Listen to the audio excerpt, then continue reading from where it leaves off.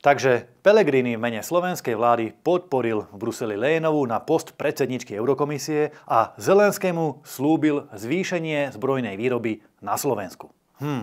To bolo pred voľbami reči o tom, ako chcú zmeniť Európsku úniu, ako budú v Bruseli robiť suverénnu slovenskú politiku. A výsledok po voľbách: napokon zahlasujú za Leyenovú, Šefčoviča a všetkých slniečkarov, ktorých tam socialisti a progresívci navrhujú. Jediný, kto mal odvahu otvorene nesúhlasiť a hlasovať proti Leyenovej, bol zase len Viktor Orbán, ktorý označil tú dohodu o obsadení tých vrcholných postov v Európskej únii doslova za hanebnú.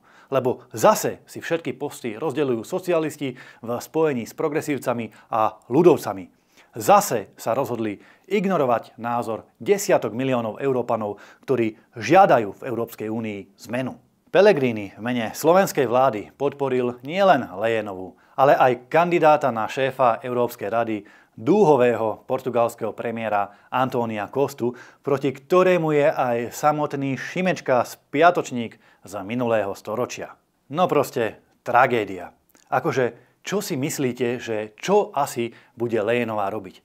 Fakt veríte tomu, že Leyenová sa teraz postaví a povie, že sa ide meniť zlá migračná, zelená a dúhová politika, ktorú 5 rokov zavádzala? Jasné, že nie. Jasné, že povie, že všetko, čo urobila predtým, bolo úplne úžasné a treba v tom ešte viac pokračovať. Okrem toho sa Pellegrini stretol v Bruseli aj so Zelenským, ktorého ubezpečil o podpore Slovenska a tiež mu slúbil, že sa na Slovensku navýši zbrojná výroba pre Ukrajinu. V rámci Európskej únie taktiež podporil novú tzv. Obrannú dohodu so Zelenským, čo bude vo výsledku nepochybne znamenať len jedno: ešte viac peňazí a ešte viac zbraní na Ukrajinu. Čiže presne v rozpore s tým, čo vláda hovorí ľuďom na Slovensku. Viete, mňa nezaujíma, čo hovoria predstavitelia vlády na tlačovkách, kde obľúbujú ľudí. Mňa zaujíma len to, ako reálne hlasujú v Bruseli. A tam Leyenovú a Zelenského podporili. Bodka. Za europoslaneckú delegáciu Hnutia Republika vyhlasujem, že my svoj názor neotočíme a Leyenovú ani ďalších slniečkarov do vedenia Európskej únie nepodporíme.